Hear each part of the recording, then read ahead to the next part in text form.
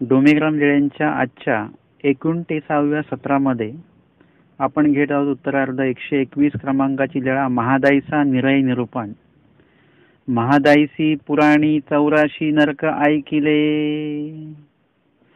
महादाईसा ज्या होत्या ते जिज्ञासक असल्यामुळे त्या कुठे पुराण वगैरे काही निरूपण सुरू असेल तर तिथे सुद्धा महादाईसा जायच्या आणि ते ऐकायच्या. ज्ञान ऐकणं हे काही वाईट नाहीये. ज्या ज्या ठिकाणाहून आपल्याला ज्ञान मिळेल त्या त्या ठिकाणाहून त्या त्या व्यक्तीकडनं ज्ञान घेण्याचं स्वामींनी सांगितलेलं आहे. आमचे स्वामी जे आहेत ते स्वतः त्यांचं जे स्वरूप आहे ते कसं आहे, नित्य व्यापक परमेश्वर. म्हणजे परमेश्वराचं स्वरूप हे कसं आहे, व्यापक आहे. तर परमेश्वराचा साधकही कसा असलं पाहिजे, व्यापक दृष्टिकोनातला असला पाहिजे. ब्रह्मविद्येचं ज्ञान असावंच, पण त्यांच्याकडे व्यावहारिक ज्ञान सुद्धा असलं पाहिजे. काही लोकांकडे ब्रह्मविद्येचं भरपूर ज्ञान असतं पण अव्यवहारता असते, म्हणजे व्यावहारिक ज्ञान नसतं, तर चालत नाही. म्हणजे तुम्ही व्यवहारात राहता तर तुम्हाला व्यावहारिक ज्ञान असणं गरजेचं आहे, कारण की तुम्हाला तिथे ते उपयोगी पडणार आहे. तुम्ही जनमानसांमध्ये जेव्हा राहता आणि तिथे तुम्ही ब्रह्मविद्या ज्ञान घेऊन फिरतायत, परंतु तुमच्याकडे व्यावहारिक ज्ञान नाही, ज्यांच्यासोबत राहायचंय त्यांच्या बाबतीतलं ज्ञान असणं खूप गरजेचं आहे. जसं तुम्ही एखादं वाहन तुमच्याकडे आहे तर ते वाहनामध्ये तुम्ही बसलेले आहात तर ते वाहन चालवण्यासंबंधित ज्ञान तुम्हाला असलं पाहिजे. तुम्ही म्हटले माझी ब्रह्मविद्या सगळे पाठ झालेली आहे, पण त्याचा त्या वाहन चालवण्याला काही तुम्हाला उपयोग होणार नाही. म्हणजे सोबत तुम्ही ज्या क्षेत्रामध्ये आहात त्या संदर्भातलं ज्ञान असणं पण तेवढंच गरजेचं आहे. आणि म्हणून ब्रह्मविद्या ज्ञान हे तर असलंच पाहिजे, त्याच्याशिवाय तर पर्यायच नाही आहे. परंतु व्यवहार ज्ञान ही तेवढंच महत्त्वाचं आहे. व्यवहाराची बुद्धी धर्मी उपयोगाच आहे. कधी कधी व्यवहार ज्ञानामध्ये आपण काय काय ज्या गोष्टी करत असतो तर त्या गोष्टी तुम्हाला धर्म आचरत असताना सुद्धा त्या गोष्टी उपयोगी जातात. आणि धर्माची जी बुद्धी आहे ती व्यवहारामध्ये उपयोगी आहे. म्हणजे व्यवहार करत असताना तुम्ही धर्म जर का तुमच्यामध्ये जर का असेल तर तो व्यवहार तुम्ही खूप चांगल्या प्रकारे आणि सात्विक प्रकारे तो करू शकता. म्हणजे या दोन्हीचा अन्योन्य संबंध असा आहे, धर्म सुद्धा असा आणि व्यवहार सुद्धा असणं गरजेचं आहे. आणि म्हणून व्यापक अशा परमेश्वराच्याकडे आपण बघत असताना आपल्याला जे काही ज्ञान असलं पाहिजे ते पण असं चौफेर असलं पाहिजे. आमच्या स्वामींची व्यापकता अशी आहे की त्यांनी सांगितलं की महार वाडाहून धर्म काढावा. आणि अजून एक वचन स्वामींनी सांगितलं, सामान्य स्त्री सदनस्थितापासून संदेह त्रुटी करो ये. बघा, आता काही लोकांची एक वृत्ती तुम्हाला मी सांगतो की एखादे साधू जर का काही वाईट वर्तन करताना त्यांना दिसले की त्यांचं काम आहे, काही ग्रस्त लोकांचं, ते घरात बसून त्यांना नावं ठेवतात. हा विषय मी का घेतोय, कारण की तुम्हाला व्यापक व्हायचं आहे, तुम्हाला संकोचित व्हायचं नाहीये. तुम्ही पण काय करता, मग तेवढीच एक पट्टी घेऊन चालता की साधू लोक असे वागतात, साधू लोक असे वागतात. परंतु लक्षात घ्या, स्वामींनी सांगितलंय सामान्य स्त्री सदन स्थितापासून, म्हणजे एखादी ज्ञानी व्यक्ती आहे परंतु ती एखाद्या सामान्य स्त्रीच्या घरामध्ये वास करते, निवास करते. म्हणजे सामान्य स्त्री म्हणजे कोण, वेश्या. त्यांच्या घरी जर का त्या वेश्येच्या घरी राहणारा व्यक्ती आहे परंतु त्याला ब्रह्मविद्येचं ज्ञान एकदम व्यवस्थित आहे, त्यांच्याकडे आचरण हा भाग नसेल परंतु माहितीपर ज्ञान त्या व्यक्तीकडे जर का आहे आणि तुम्हाला जर का प्रश्न पडला, शंका निर्माण झाली आणि त्या शंकेचं उत्तर तुम्हाला कुठेच मिळत नाहीये आणि जर का तुमच्या लक्षात आलं की ह्याचं उत्तर हीच व्यक्ती देऊ शकते, पण ती व्यक्ती कुठे आहे, आता ती दोष आचरण करत आहे, ती एखाद्या अशा व्यक्तीकडे आहे की तिथे आपण पाऊल सुद्धा ठेवू नये. आणि अशा व्यक्तीकडे हा व्यक्ती राहतो आणि त्या व्यक्तीकडनं आपण ज्ञान शंका जी आहे आपली ती कसं काय विचारायची आणि कसं काय निरसन करून घ्यायची, आपली मानसिकताच होणार नाही. एखादा व्यक्ती जर का असा दोष आचरण करणारा व्यक्ती आहे आणि त्याच्याकडे जाऊन आपण विनम्र व्हायचं आणि मग त्याच्याकडनं ते ज्ञान घेण्याची वृत्ती ठेवायची आपली, हे शक्यच नाही. आपण अज्ञान राहू पण त्याच्याकडनं ज्ञान काढणार नाही. पण आमच्या स्वामींनी सांगितलं तसं नाही. तुम्हाला शंका निर्माण झाली आणि तो जर का ब्रह्मविद्येचा जाणता आहे तर तो व्यक्ती किती दोष आचरण करता असो नाही तर काही असो, परंतु जर का त्यांच्याकडे जर का शंका निरसन होऊ शकते तुमची, तर तुम्ही जाऊन त्यांच्याकडचं जे ज्ञान आहे त्या ज्ञान नामक जे गुण आहे त्यांच्याकडे त्याच्याकडे फक्त लक्ष द्या. बाकीच्या त्याच्या इतर गोष्टींकडे लक्ष न देता तेवढाच भाग तुम्ही काय घ्या, स्वीकारा. म्हणजे आपण एखाद्या समजा भाजी घ्यायला गेलो आणि तिथे चिखल आहे, तर तुम्ही काय करता?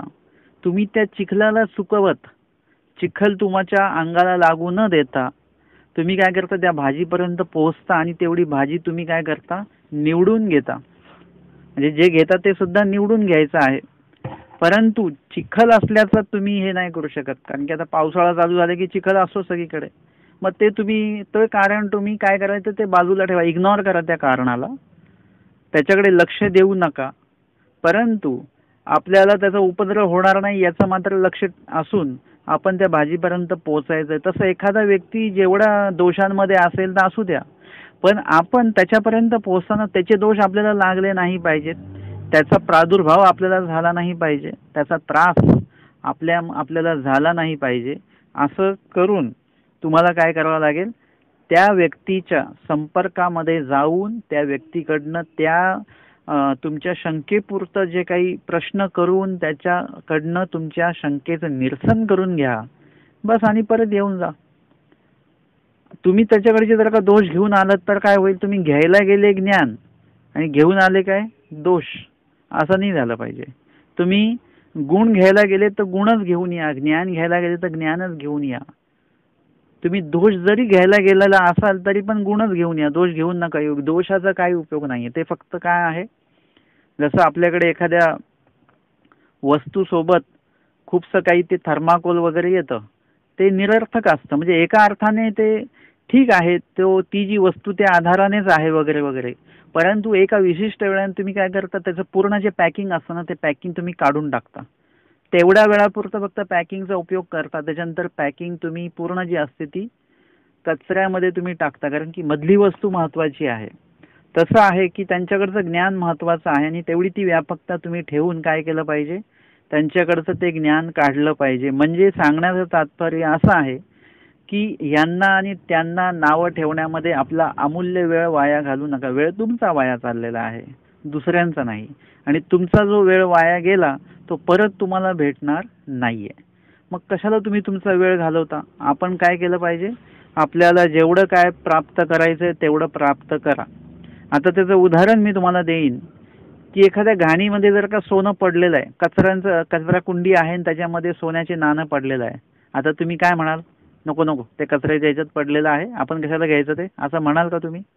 तसं नाही. तुम्हाला जसं कळेल की इथे सोनं आहे, तुम्ही त्या घाणीचा विचार न करता, कचऱ्याचा विचार न करता त्याच्यातनं ते तुम्ही सोनं ते सगळं तुम्ही घ्याल. जेवढं भेटेल, जेवढं नेता येईल, जेवढं घेता येईल तेवढं तुम्ही घेऊन येणार आहात.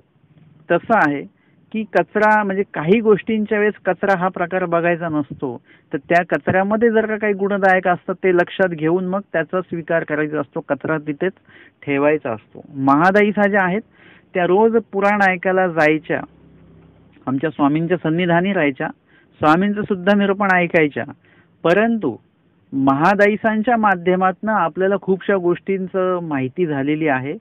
महादाईसांचं पुराण ऐकणं सुद्धा ब्रह्मविद्या शास्त्राला जन्म देणारं होतं. म्हणजे ब्रह्मविद्या शास्त्राच्या ज्या काही वेगवेगळ्या शंका होत्या त्या स्वामींच्या मुखातनं, त्या स्वामींच्या पर्यंत त्या शंका पोहोचवायच्या. ज्या जनसामान्यांच्या शंका होत्या, ज्या शंका आज सुद्धा आपल्याला पडल्या असत्या, त्या शंका महादाईसांना तेव्हाच पडल्या, त्यांनी त्या स्वामींपर्यंत पोहोचवल्या आणि स्वामींच्या मुखातनं ब्रह्मविद्येला जन्म देण्याचं, म्हणजे ब्रह्मविद्येच्या त्या शंकेचं निरसन ब्रह्मविद्येच्या माध्यमातून करण्याचं महत्त्वाचं कार्य महादाईसांनी त्यावेळेला केलेलं आहे. जे महादाईसांच्या ज्या काही शंका आहेत, महादाईसांचे जे काही प्रश्न आहेत, ते 800 वर्ष पहिले केलेले प्रश्न आहेत बरं का, ते आत्ताचे प्रश्न नाही आहेत. परंतु त्याचं महत्त्व असं आहे की त्या प्रश्न आज सुद्धा आमचे ते प्रश्न आहेत. आम्हाला असं वाटत नाही की महादाईसाने खूप मोठा प्रश्न विचारलेला आहे किंवा खूपच वेगळा प्रश्न आहे, आपल्या डोक्यातही नव्हता, असं नाही. तो प्रश्न वाचल्यानंतर आपल्याला असं लक्षात येतं, तो प्रश्न ऐकल्यानंतर आपल्याला असं वाटतं हा प्रश्न माझाच आहे. म्हणजे महादाईसांनी आमचे प्रश्न त्याच काळामध्ये स्वामींच्या समोर ठेवलेले आहेत आणि त्या माध्यमातून तुम्हाला जे काही शोक्ती किंवा शास्त्रोक्तीमधनं जे काही तुमच्यावर काही गोष्टी लादल्या गेल्या असत्या अज्ञान किंवा अन्यथा ज्ञानाच्या, तर त्याचं निरसन व्हावं या दृष्टिकोनातनं महादाईसांचं पुराण ऐकणं सुद्धा आमच्यासाठी महत्त्वाचं ठरलं. मी नेहमी सांगत असतो की आपल्या कडून जे काही प्रश्न आहेत ते प्रश्न अशा पद्धतीचे असले पाहिजेत की त्याचा उपयोग फक्त आपल्याला होता कामा नये, तर त्या ठिकाणी उपस्थित असलेल्या सगळ्यांना, अनुपस्थित असलेल्या सगळ्यांना, ज्यांच्यापर्यंत या प्रश्नाचं उत्तर पोहोचेल त्या सगळ्यांना त्या प्रश्नाचा उपयोग झाला पाहिजे, त्या संबंधित मिळालेल्या उत्तराचा सुद्धा उपयोग झाला पाहिजे. जसं महादाईसांनी 800 वर्षा पहिले ते प्रश्न विचारलेले आहेत आणि 800 वर्षाआधी स्वामींनी लगेच त्यांना त्याचं उत्तर सुद्धा दिलेलं आहे. आजच्या घडीला सुद्धा महादाईसांनी तेव्हा केलेले प्रश्न आज आमच्या कामी येतात. स्वामींनी दिलेले त्याची जी काही उत्तर आहेत ते उत्तर आज आम्हाला आचरताना ती कामी येतात. म्हणजे बघा किती मोठी व्यापकता आहे त्या प्रश्नामध्ये. आपला प्रश्न अशा पद्धतीचा असला पाहिजे म्हणजे ज्याच्यामध्ये तुम्हाला काय होईल की तुमच्या त्या प्रश्नामुळे हे जर का तुम्हाला ही गोष्ट लक्षात आली ना की तुमचं बोलणं किती महत्त्वाचं असलं पाहिजे. जसं आजकाल कधी कधी असं असतं की मला आता लोक फोन करून विचारतात मग कुठे आहात तुम्ही? आता घरीच आहे. आता मग लॉकडाऊनमुळे मग आता मग तुमचं कुठे प्रवचन चालू नाही आहे का? मग आता किती सोपी गोष्ट आहे. आता हे प्रश्न आहे का? या प्रश्नामुळे तुमचा कितीतरी वेळ चाललाय प्रश्न विचारण्यात आणि उत्तर देण्यात माझा कितीतरी वेळ चाललेला आहे. आता सांगा बरं याच्यामध्ये कुठेतरी निरूपण चालू आहे का? कुठेतरी बाहेर पडण्याची मुभा आहे का? कोणी बाहेर जाऊ शकतं का? मग मी कसं काय बाहेर असणार आहे?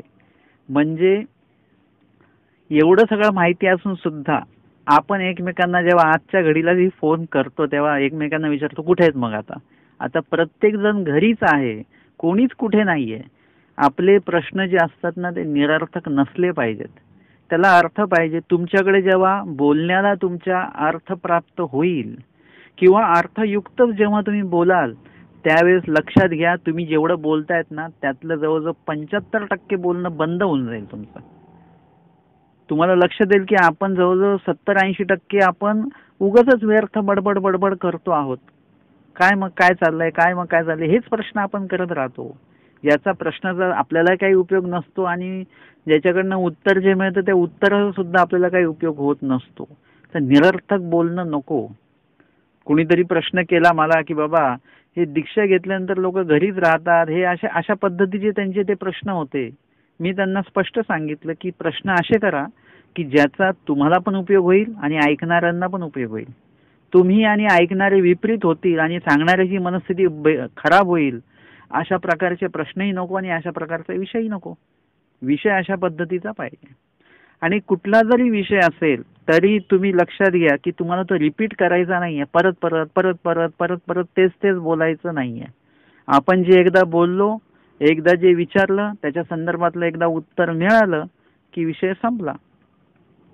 मग ही जी गोष्ट आहे म्हणजे ही जी काही आपल्याकडे परिपक्वता आहे ना, बोलण्याची परिपक्वता आपल्याकडे आली पाहिजे. काय बोलायचं हे पण कळलं पाहिजे आणि काय नाही बोलायचं हे पण आपल्याला कळलं पाहिजे. महादाईसांकडे ती गोष्ट होती की काय ऐकायचं आणि काय ऐकण्यामध्ये कुठल्या शंका बरोबर पकडायची. एकदा महादाईसा निरूपण ऐकण्यासाठी गेल्या आणि मग निरूपण ऐकून आले आणि निरूपणामध्ये त्यांनी ऐकलं म्हणजे ते पुराण ऐकायला गेलेले होते. त्या पुराणामध्ये त्यांनी ऐकले की 84 लाख नरक त्यांनी ऐकले. 84 लक्ष नरक असतात.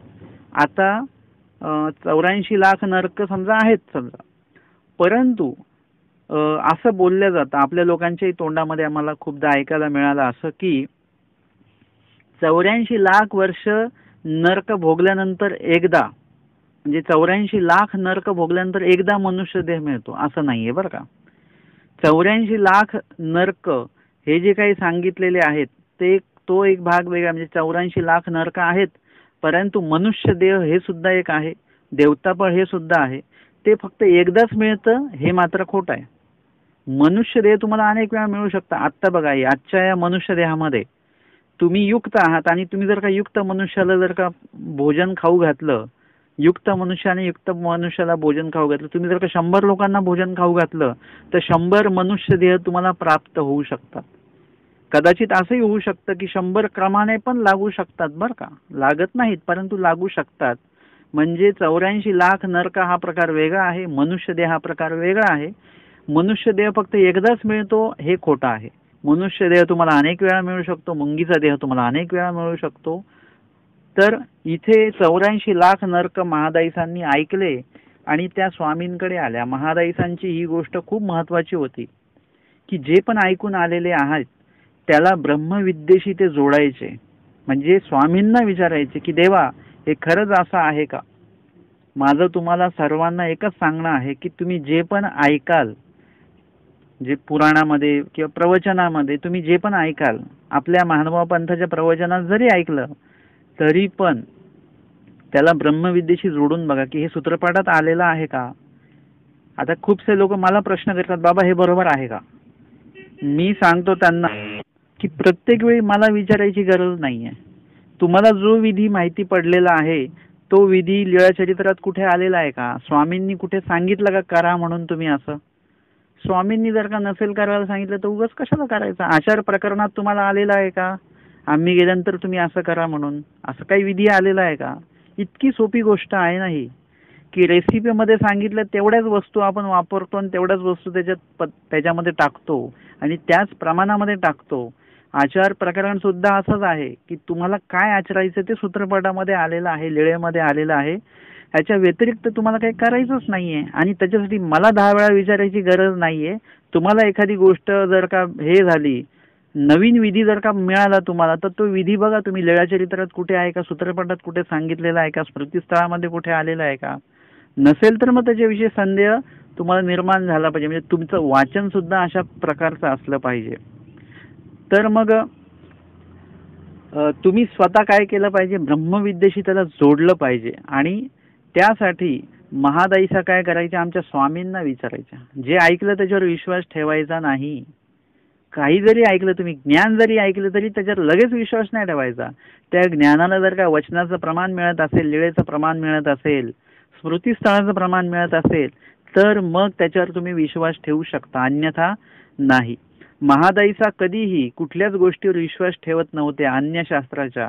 त्या काय करायच्या, ते अन्यशास्त्र ऐकून आलं की त्याच्यावर स्वामींना प्रश्न करायचे. आणि आजही त्यांनी तो प्रश्न स्वामींना केला. त्या म्हणतात, जी पुराणी 84 नरक बोली जाती हे सासजी. म्हणजे पुराणामध्ये 84 लाख नरक सांगितलेत, हे बरोबर आहे का. सर्वज्ञ म्हटले, साच बाई येथून निरय निरुपजती मा देहधरी ऐसा कवणू असे. म्हणजे स्वामी म्हणतात की हो बरोबर आहे, 84 लाख जे नरक सांगितलेले आहेत ते बरोबरच आहेत. आणि जर का म्हणजे याचं प्रमाण बघा आपल्याला मिळालेलं आहे. 84 लाख नरक जे काही सांगितलेले आहेत म्हणजे खरोखर ते नरक आहेत, ते काही नुसतं पुराण कथा नाही आहे. परंतु स्वामी पुढे म्हणतात की जर का आम्ही निरय निरूपण केलं, म्हणजे नरकाचं जर का आम्ही निरूपण केलं तर मा देहधरी ऐसा कवणासे. म्हणजे देहधरी म्हणजे तो ऐकेल तर त्याचं काय होईल, तो म्हणजे मृत्यू स्वीकारेल तो व्यक्ती. एवढ्या भयानक प्रकारचे नरक आहेत, ते दुःख दिल्या जातं. आणि ते दुःख देत असताना देवता जी आहे ती एकदम शिस्तीमध्ये आणि काटेकोर नियमात ते दुःख देते. म्हणजे देवतेला कुठल्याही प्रकारची कीव कणव त्यावेळेस तुमच्याबद्दल नसते बरं का. परमेश्वरा तरी कणव येईल. त्या बैलाला जेव्हा बांधून ठेवलेला आहे 3 दिवस त्याचं काही अन्न पाणी नाहीये आणि भक्तजन म्हणतात की देवा आम्ही याला सोडू का, नाही तर हा मरेल. त्या स्वामी तर आधी नाही म्हणतात, काही बोलत नाहीत. नंतर मग ठीक आहे म्हणतात. म्हणजे नंतर का होईना देवाला कणव येते. देवतेंच्या बाबतीमध्ये तसं नाही, म्हणून त्यांना निष्ठुरा म्हटल्या जातं. परंतु तशा अर्थाने बघितलं तर देवता नियमात आणि काटेकोरपणे चालतात. तर अशा वेळेला दुःख देत असताना देवता कुठल्याही प्रकारे तुमची कीव कणव करत नाहीत. आणि म्हणून ते नरक भोगत असताना, जसं आता मी तुम्हाला सांगेन की तुम्हाला जर का एखादी चिकटपट्टी लावलेली, जखम झालेली आणि त्याच्यावर तुम्ही जर का बँडेज केलेली चिकटपट्टी लावलेली, ती जर का तुम्हाला काढायला सांगितली स्वतःला, तर तुम्ही ती खूप हळूहळू काढता. कारण की ते दुखतं तुम्हाला तिथे, ते केस असे ओढल्या जातात. परंतु तेच जर का तिथल्या नर्सला किंवा कंपाऊंडरला जर का काढायला सांगितलं दवाखान्यातल्या, तर फटकन काढतो. त्याला काही घेणं देणं नसतं तुमच्या त्या दुःखाशी. आणि ते एकदम तुम्ही हे काढलं जातं. तर आता साधारणतः ही गोष्ट बघा की तुम्ही एखाद्या दवाखान्यात जा, सरकारी दवाखाना असतो, मुंबईमधले जे मोठे मोठे हॉस्पिटल्स आहेत, सायन हॉस्पिटल किंवा केम हॉस्पिटल, अशा हॉस्पिटलमध्ये तुम्ही जा, तिथे अशा पद्धतीचे पेशंट असतात एक एक, की त्यांना बघितल्यानंतर तुमच्या मुखातनं सहज निघेल, या परते आणि काही नरक असती, म्हणजे याच्या वेगळे काही नरक असू शकतात का, हेच एवढं भयानक आहे बघायला. म्हणजे वास्तविक साईंग लोकी नरक भोगवतात, आता जे आपण आता वाचणारच आहोत ते लीळेमध्ये, परंतु याच्याही पेक्षा भयानक नरक त्या साईंग लोकांमध्ये आहेतच. परंतु हे जे नरक आहेत हे पण काही कमी नाही आहेत.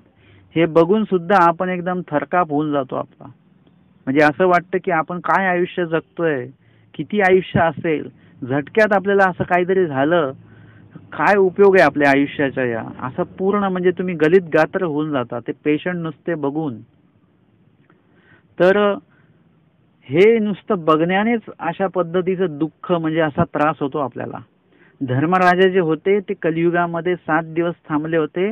त्यांनी इथलं पाणी वगैरे अन्न काही घेतलं नव्हतं, फक्त श्वास घेतलेला होता, म्हणजे हवा घेतलेली होती. तर त्यांना तिथे निरे दर्शन करवलं साईंग लोकी नेऊन. त्या नर्क लोकाची, साईंग लोक नावाचा एक स्पेशल विभाग आहे नर्क भोगविण्याचा, तिथे नेऊन तिथली सैर करायला लावली. म्हणजे तिथला दौरा त्यांना त्यांच्या माध्यमातून करवला. त्यांनी ते दुःख बघून सुद्धा दुःख होत असतं, दुःख भोगावंच लागतं, किंवा आपल्याला दुःख होण्यासाठी आपल्याला काहीतरी दुःख व्हावंच लागतं असं काही नाहीये. एखाद्याचं दुःख ऐकून पाहून सुद्धा आपल्याला काय होतं, दुःख होतं. आणि हे दुःख होणं सुद्धा काय आहे, तुमचा तो एक भोगच आहे. तर स्वामी म्हणतात की नुसतं हे दुःखाचं नुसतं वर्णन जरी आम्ही केलं ना, की कसं कशा प्रकारची दुःख असतात, तर ते ऐकून माणूस गलित गात्र होऊन जाईल, देह सोडून देईल एखाद्या वेळेस. देह धरी ऐसा कवणा असे, म्हणजे जिवंत राहू शकणार नाही, एवढ्या भयानक प्रकारचे नरक आणि त्याचा भोग आहे. देवे विनायसी दुःख असती बाई, आणि दुःख कशामुळे आहेत ह्याचं कारण देवानी सांगून टाकलं एका वाक्यामध्ये. कशामुळे दुःख आहेत हे आणि कुणाला दुःख आहेत ह्याचं निरसन स्वामींनी करून टाकलेलं आहे. की स्वामी म्हणतात देवे विनायसी दुःखे असती बाई, म्हणजे ज्यांच्या हृदयामध्ये परमेश्वर नाहीये, ज्यांच्या मुखामध्ये ज्यांच्या आचरणामध्ये परमेश्वर नाही आहे, त्यांना अशी दुःख प्राप्त होतात. वांचून ज्यांना परमेश्वर कळालेला आहे, परमेश्वर हे परमेश्वर जाणीजे हे वचन ज्यांच्या बाबतीत घडलेलं आहे, परमेश्वर हे परमेश्वर पाविजे हे पद ज्यांच्या बाबतीमध्ये घडलेले आहेत, त्यांना अशा प्रकारचे कुठलेच नरक भोगायला मिळणार नाहीयेत. म्हणजे एका अर्थाने आपण निश्चिंत व्हायचंय, नाही असं नाही, परंतु निश्चिंत कधी व्हायचंय, जेव्हा आपला निर्दोषपणे आणि स्वामींचं नाम मुखामध्ये ठेवून परमेश्वराला अपेक्षित असलेलं अनुसरण आपल्याकडनं घडून जर का आपण मृत्यू आपला होत असेल निर्दोषपणे आणि परमेश्वराच्या अपेक्षेनुसार आपला मृत्यू होत असेल, येतोनी म्हटले ते शांताबाईसाची घडले, म्हातारी एसीची घडले, ते जे काही सांगितलेलं आहे स्वामींनी तशा पद्धतीने आपला मृत्यू होत असेल, तर कदाचित आपण निश्चिंत होऊ शकतो बरं का. तुम्ही म्हटलं आता मी उपदेश घेतला म्हणजे मी निश्चिंत झालो नाही. तुम्ही जर का स्मरण करत नसाल तर तुम्ही निश्चिंत राहू नका. निश्चिंत कधी व्हा, जेव्हा तुमचं पूर्ण वेळ चतुर्विध दुःखेसी चतुर्विध तुमचं स्मरण होत असेल, तर मग तुम्ही निश्चिंत होऊ शकता. आणि म्हणून तुमच्याकडे देव असणं खूप गरजेचं आहे. तर देवाकडे तुम्ही जाणार आहात, आधी तुमच्याकडे परमेश्वर आले पाहिजेत, तुमच्या हृदयामध्ये परमेश्वर असले पाहिजेत, तर मग कुठेतरी जाऊन आपण या नरकापासून चुकू शकतो. कारण की आपण देवाचं चिंतन करतोय, देवाचं नामस्मरण करतोय, देवाला आपण आठवतो आहोत. तर त्या दृष्टिकोनातनं देवाने सांगितलेला विधी जर का आपण करत असू, अजूनही विधी देवाने सांगितले तेवढे सगळे आपण करत असू, तर कुठेतरी आपण या नरकापासून वाचणार आहोत. आणि आपल्या सर्वांनाही चांगली संधी आहे बरं का. आपण मनुष्य देहात आहोत, आपण महानुभाव पंथात आहोत, आपल्याला ज्ञान ऐकायला मिळतं आहे. आपल्याला काय करायचं, थोडं आचरण करायचं. प्रपंचाला आता 24 तास आहेत, त्यातला हे 2-3 तास त्या 24 तासामधले तुम्हाला देवासाठी द्यायचे आहेत. तर त्याच्या माध्यमातून काय होईल, तुमचं कदाचित तुमचे नरक चुकू शकतात. आता ते कुठले नरक आहेत ते आपण बघूया. स्वामी म्हणतात देवे विनायसी दुःखे असती बाई, म्हणजे देवाशिवाय अशा प्रकारची दुःख जे आहेत ते भोगायला मिळतात. आता स्वामी पुढे सांगतात आसी पत्र खांड्याचे धारे ऐसी वृक्षाची बाणे. आसी पत्र शाखा नावाचं एक झाड आहे. जे झाड कसं आहे, तुम्ही बदामाचं झाड बघितलेलं असेल. बदामाची झाडांचं जी फांद्या कशा असतात, अशा सरळ असतात आणि ते अल्टरनेट अशा असतात की ही फांदी जिथे आहे तिच्या वरती फांदी नसणार, तिच्या बाजूला पुढची वरची फांदी तिच्या बाजूला असणार. म्हणजे तो झाड तुम्ही बघा, मग त्याची तुम्हाला रचना कळेल. म्हणजे पूर्ण असे पाते त्याचे, म्हणजे त्याच्या ज्या फांद्या आहेत त्या फांद्या सारखं ते झाड आहे की एक अशा खांबाला पूर्ण धारदार पाते लावलेले आहेत सगळे. आणि त्या पात्यावर काय करतात, खांड्याचे धार्याची वृक्षाची पाने, वृक्षाची पानं वगैरे ती कशी आहेत, धारदार आहेत अशी. देवता हाती पायी धरुनी तयावरी घाली ती. आणि देवता त्या जीवाचं, जो नरकाला गेलेला आहे त्या जीवाचे हात पाय पकडून वरून त्या जीवाला टाकले की तो जीव खाली येईपर्यंत काय होतं, त्याचे तुकडे तुकडे तुकडे तुकडे तुकडे होतात. परत ते तुकडे जे झाले त्याला एकत्र केले की परत अखंड देह बनतो, वरून परत टाकल्या जातं. म्हणजे पुन्हा पुन्हा काय केलं जातं, असं तुकडे तुकडे झाले की ते तुकडे तुकडे परत एकत्र केले की परत एकत्र होतात. ते सामर्थ्य आहे, ते एकत्र होतात, परत वरून टाकल्या जातात, परत तुकडे तुकडे होतात. म्हणजे जेवढ्या वेळ तुकडे तुकडे होणार तेवढ्या वेळ दुःख दुःख दुःख होत जाणार. चोहुनी खाली पडती मागवते घाली जाती, पुन्हा वरून टाकतात. ऐसे अशी पत्र, याला म्हणतात अशी पत्र. लोहाचा कुंभ, लोहाचा म्हणजे लोखंडाचा कुंभ म्हणजे मडक किंवा घागर सारखा आहे. तळी अग्नी जळे, ते अग्नीवर म्हणजे चुलीवर त्याला ठेवलेला आहे, त्याच्या खाली मोठा अग्नी आहे. तयांत घाली जती, म्हणजे हा कुंभ जो आहे तो छोटा नाही बरं का, खूप मोठा कुंभ आहे हा. त्याच्यामध्ये या जीवांना टाकल्या जातं. वरी पर्वतायसने झाकणे ठेवी जाती, आणि ते झाकण कसं, पर्वता एवढं झाकण त्याच्यावर ठेवलेलं आहे कारण की आतमध्ये भरपूर जीव आहेत. कदाचित नावेक उघडती, थोडं उघडून बघतात, जसं महिला वर्ग बघतात ना, कढईमध्ये भाजी बनवत असताना त्याच्यावर झाकण ठेवून देतात आणि मग हळूच झाकण काढून बघतात शिजलंय का. तसं हे सुद्धा ते तिथे भोगविणारे जे कोणी आहेत, ते यम दूत वगैरे म्हणा, ते काय करतात की ते पाहतात, थोडा वेळ असं उघडून वगैरे बघितलं जातं. तव अवघे डोया काढू काढू निगती, सगळेजण डोकं बाहेर काढतात आणि बाहेर यायला बघतात. तर ते काय करतात, ते यमदूत कपाळावरी मुदगलाचा घाव देती, त्यांच्याकडे ते मुदगुल असतं ज्याला काटे असतात पुढे, आणि त्याचा घाव देतील, म्हणजे सगळ्यांच्या डोक्यामध्ये ते मारल्या जातात. परत सगळे तळाला जातात आणि वरी मागोते झाकणे ठेवी, ती परत झाकण ठेवलं जातं. ऐसे कुंभीपाक, अशी पत्र शाखा आपण बघितलं. आता हे कुंभीपाक बघितलं. खदिरा इंगळ, खदिरा इंगळ म्हणजे खैरा नावाचं एक लाकूड आहे, झाड आहे, किंवा काथाचं जे झाड असतं ते, तर ते त्याचा इंगळ म्हणजे त्याचा जो विस्तव असतो ना, तो खूप कडक असतो. म्हणजे त्याच्यामध्ये खूपच म्हणजे तेजता असते. आणि मग त्या खदिरा इंगळावर, म्हणजे इंगळ दुसरं तिसरं नाही, या त्या झाडाचं नाही, खदिरादी इंगळच, तर त्याचं आव्हा चौरस 12 गावाचे नि माने, ढसढसीस खैराचे इंगळ. म्हणजे अव्हा चौरस 12 गावाची नि माने. एक गाव म्हणजे 12 किलोमीटर. हा, एक गाव म्हणजे 12 किलोमीटर. जसं वेरूळच्या याच्यामध्ये स्वामी सांगितलं, दीडा गावाची नि माने, अवघा जो काही पर्वत आहे तो पोकळ केलेला आहे. दीड गाव म्हणजे, एक गाव म्हणजे 12 किलोमीटर आणि अर्धा गाव म्हणजे 6 किलोमीटर. म्हणजे दीड गाव म्हणजे किती झालं, 18 किलोमीटर ते झालेलं आहे. पूर्ण 18 किलोमीटरचं ते वेरूळचं ते पूर्ण डोंगर पोखरलेला आहे तो आतमधनं. तसं हे 12 गावाचे निमाने, एक गाव म्हणजे 12 किलोमीटर, म्हणजे 12 गाव म्हणजे किती, 144 किलोमीटरचं पूर्ण क्षेत्रफळ आहे. आणि एवढं ढसढसीस खैराचे इंगळ, सगळीकडे काय केलेलं, खदिरादी ते खैराचे जे इंगळ आहे, खैर नावाचं ते झाड, आणि त्याचं जे काही विस्तव, त्याचे जे काही हे आहेत कोळसे आहेत, त्याचा जो विस्तव आहे ते सगळीकडे असं पूर्ण पसरवून ठेवलेलं आहे. जसं सिमेंट ब्लॉक कसे आता सध्या लावून ठेवतात, तसं हे सगळं कोळसा इथून तिथून तो विस्तव लावून ठेवलेला आहे. नेवनी तयामध्ये घाली जती, आणि त्याच्यामध्ये टाकून देतात त्याला. जसं ते भट्टीमध्ये पाव टाकतात ना, हे बेकरीमध्ये भट्टी असते आणि त्याच्यामध्ये ते पाव टाकल्या जातात आणि ते पाव चांगले तावून सुलाखून निघतात. तसं त्या ह्याच्यावर टाकल्या जातं. आणि मग कसं करी अंगू जळे, आणि कस करी अंग जळे, म्हणजे ज्या भागावर तो जीव पडतो, पाठीवर पडला तर मागचा पूर्ण भाग असा तापून निघतो, म्हणजे असा करपून निघतो, जळून निघतो. मग एरी वाणी उलथे, मग त्याला उलटतात, चपाती उलटतात ना तशा पद्धतीने. तर ते कस्करी जळे म्हणजे तो मग पुढचा भाग पूर्ण जळून जातो. तेवढ्या वेळामध्ये मागचा भाग परत पहिल्यासारखा होतो.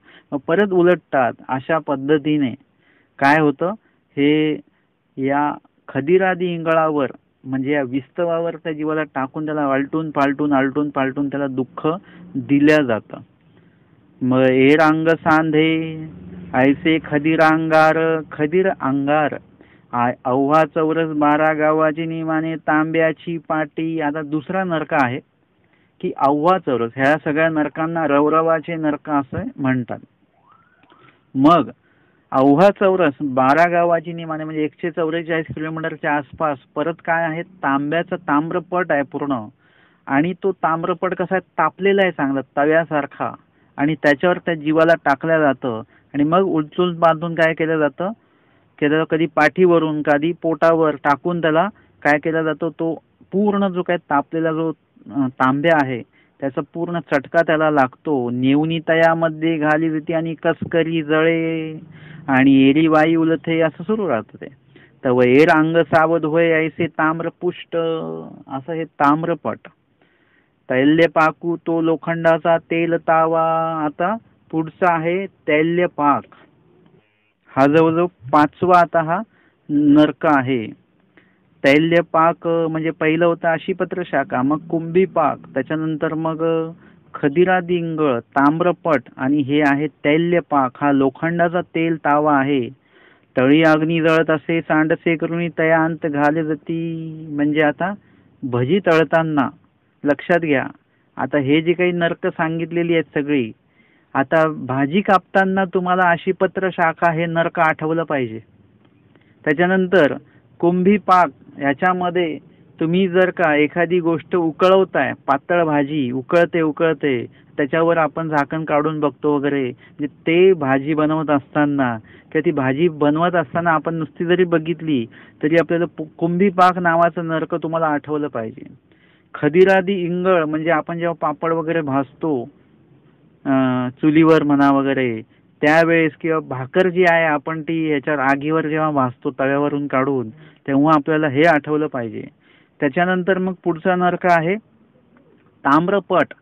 तो तापलेला पूर्ण तो पत्रा आहे, ताम्र आहे ते, तर त्यावेळी चपाती बनवताना आपल्याला हे आठवलं पाहिजे. आणि तैल्यपाक तो लोखंडाचा तेल तावा, म्हणजे ते तेल आतमध्ये आहे त्या भांड्यामध्ये, खालून अग्नी लावलेलं तेल असं उकळत आहे आणि त्याच्यामध्ये त्या जीवाला सोडलं जात आहे. ज्या ज्या वेळेस भजी खाल तुम्ही बनवून, त्या त्या वेळेला काय होणार आहे, तुम्हाला तैल्यपाक नावाचं नरक तुम्हाला आठवलं पाहिजे की अशा पद्धतीने हे नरक भोगविल्या जातं. आणि मग कसकस करी जळे मागोते उलथती तव ए रांग साधे ऐसे तैल्य पाक, म्हणजे असं ते तैल्य पाक आहे तो. मग एकी घडी योगा येसनी होय, म्हणजे एक घडी एका युगासारखी वाटायला लागते. म्हणजे जर का तुम्ही उन्हात उभा असाल ना, तर तुम्हाला 1 मिनिट सुद्धा एका तासासारखा वाटायला लागतो. आणि जर का तुम्ही एसी मध्ये बसलेला असाल तर तुम्हाला एक दिवस जर गेला तरी असं वाटतं अरे आता 1 तास तर झाला, 2 तास तर झाला, म्हणजे वेळ कळत नाही. लोक एसीनी प्रवास करतात तर वेळ कळत नाही त्यांना. तेच जर का उन्हातानाच्या याच्यामध्ये बिगर एसीचा जर का तुम्ही प्रवास केला तर काय होणार, वेळ कळतो आपल्याला की किती वेळ झाला, अजून गाडी पोहोचत नाहीये. म्हणजे जेव्हा दुःख असतं ना, तेव्हा दुःख असल्यानंतर तुम्हाला वेळ खूपच असं वाटतं हळूहळू चाललेला आहे आणि वेळेची जाणीव होते. पण जेव्हा तुम्ही सुखामध्ये असता त्यावेळेस तुम्हाला दुःखाची जाणीव नसते. तुम्ही सुखामध्ये असता त्यावेळेस तुम्हाला कशाचीच जाणीव नसते, वेळेचीच नाही तर कशाचीच जाणीव नसते. आपण जेव्हा सुखामध्ये असतो, आनंदात असतो, त्यावेळेस आपल्याला आपल्या कर्तव्याची सुद्धा जाणीव राहत नाही की आपण अशा काही गोष्टी केल्या पाहिजेत किंवा आपली जबाबदारी काय, आपले कर्तव्य काय, आपण ते सुख भोगण्यामध्येच मग्न असतो.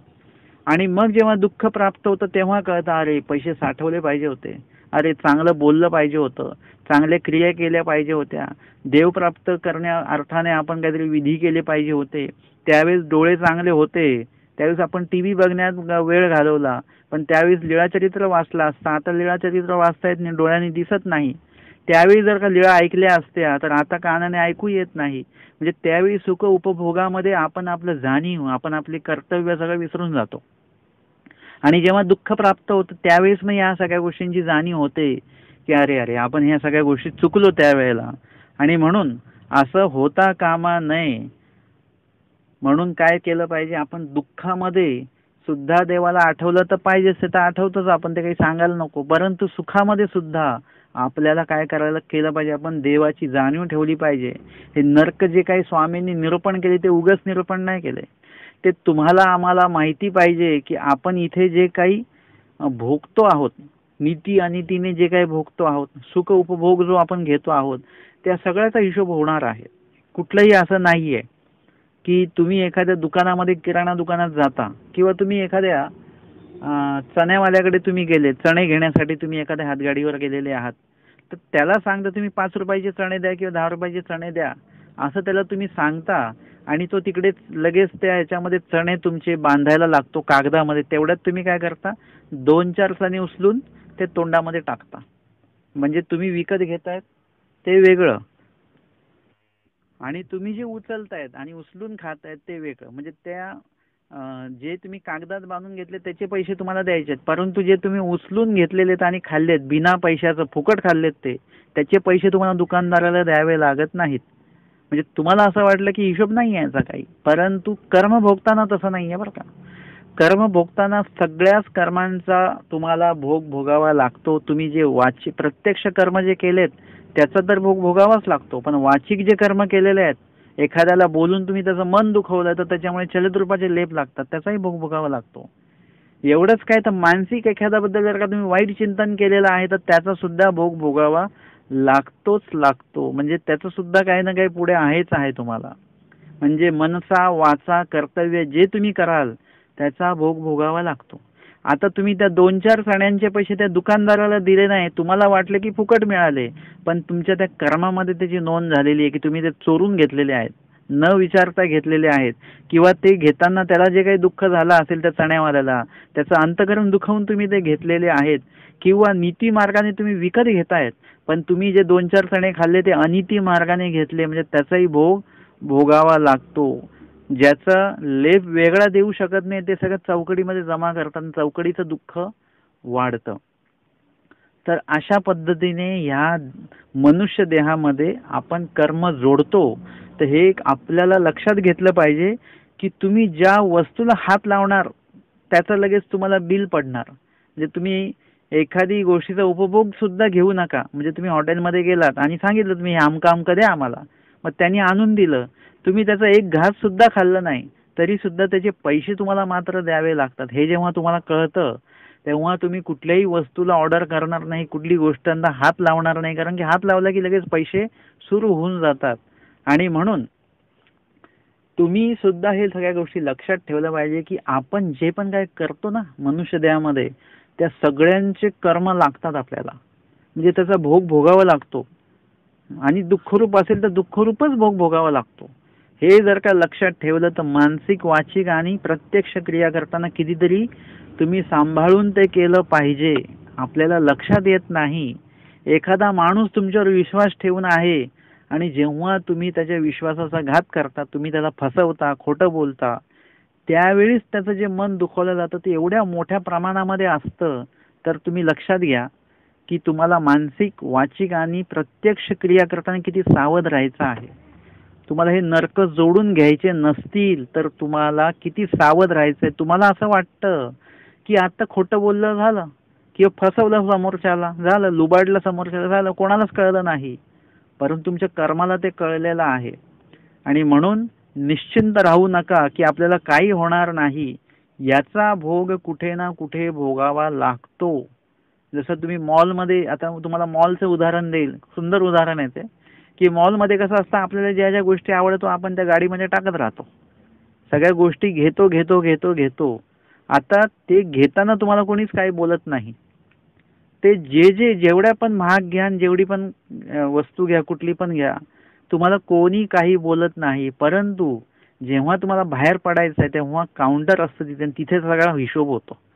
शेवटी हिशोब होतो, आधी हिशोब होणार नाही.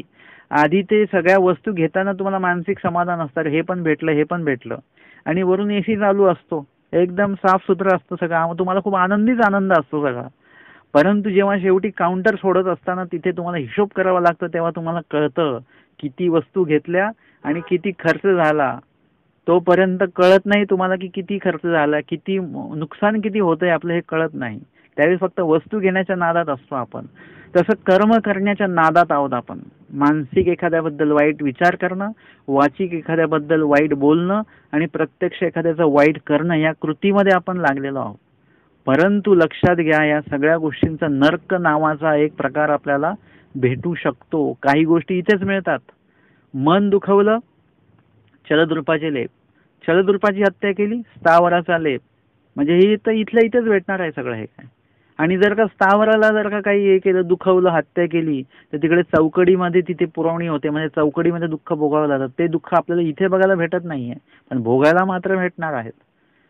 आणि सोबतच सैंग लोकामधले हे नरक आहेत, त्याच्यामध्ये अंतिक आहे, ते अंतिक या देहामध्ये भोगावं लागतं.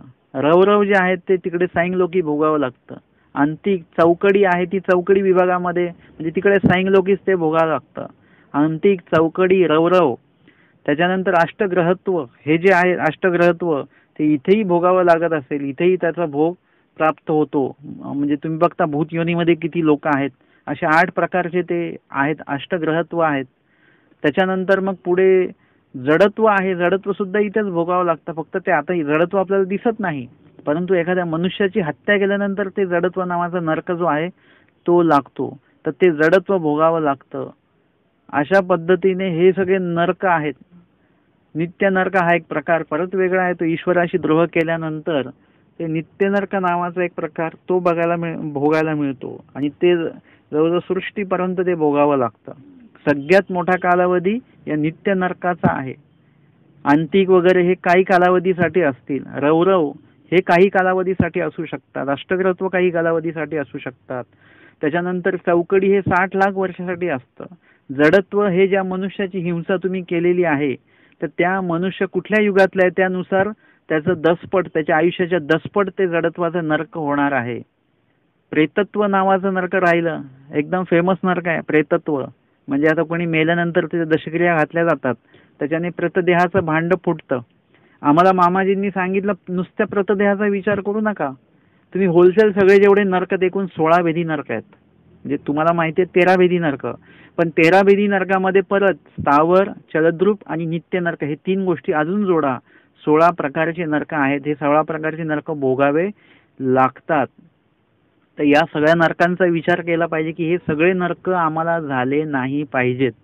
आपण काय विचार करून आहोत आता की फक्त प्रतदेहच नाही झालं पाहिजे, आणि त्याचीच तजवीज करून ठेवतो. मारायच्या आधी ₹1,00,000 ठेवा, मी मेल्यानंतर हे दशक्रियाची घाला, म्हणजे मला प्रतदेह होणार नाही.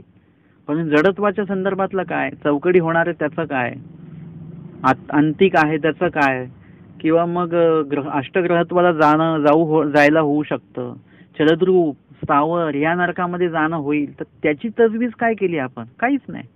फक्त तुम्ही म्हटलं हे घ्या पीठ, ह्याच्या चपात्या बनवा, पण भाजीची व्यवस्था काय आहे? काहीच नाही केलेली आहे.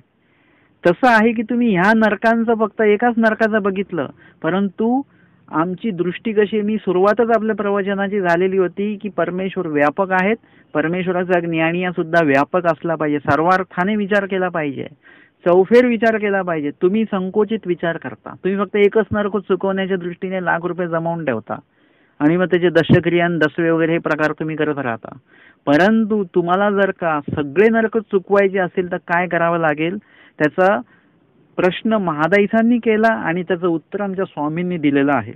स्वामी म्हणतात की एकी घडी योगा येसनी होय, ऐसी योगे जाती बाई. म्हणजे एक घडी युगासारखी जाते, अशी अनंत युग जातात त्या जीवाची, ते दुःख भोगता भोगता.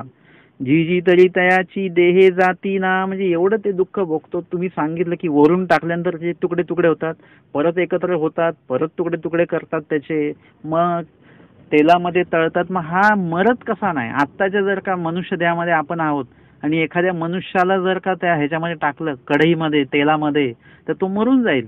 मग हा मरत कसा नाही? स्वामी म्हणतात बाई ते यातना देह की. देह स्पेशल देह, तो यातना देह. म्हणजे तो देह फक्त यातना भोगवण्यासाठीच, म्हणजे आपल्याकडे कसं आपण जेव्हा बंगला बांधतो तेव्हा किचन म्हणजे याच्यामध्ये फक्त स्वयंपाक बनेल, एक स्वयंपाक हे आहे, एक डायनिंग विभाग आहे की तिथे फक्त जेवणच होईल, हे दिवाण विभाग आहे जिथे फक्त बसायचं. म्हणजे हे कसं आहे, विभाग केले ना, तसं देवाने सुद्धा काय केलेलं आहे, ही व्यवस्थापना केलेली आहे. मायेने परमेश्वराच्या मनोधर्माने सगळं केलेलं आहे की त्यावेळेस त्या जीवाला यातना देह नावाचं देह दिल्या जातं, ते संपत नाही, ते चालू राहतं, अनलिमिटेड. जसं आहे ना की तुमचं एक पोस्टपेड आणि प्रीपेड आहे. प्रीपेड संपून जातं, त्याच्यातले पैसे हे होतात, बॅलन्स संपला की. पण पोस्टपेड हे चालतच राहतं. तसं ते पोस्टपेड देह आहे, ते संपत नाही, ते मरत नाही, काहीच होत नाही, ते भोगत भोगत राहावं लागतं. त्याला परत एकत्र केलं की ते परत एकत्र होतं. तशा पद्धतीने स्वामी म्हणतात, बाई ते यातना देह की. मग महादाईसी पुसली जी जी ऐसे नरक काहीसे नी चुकती. आता महादाईसा ज्या आहेत आमच्या, त्या मूळ मुद्द्यावर आलेले आहेत.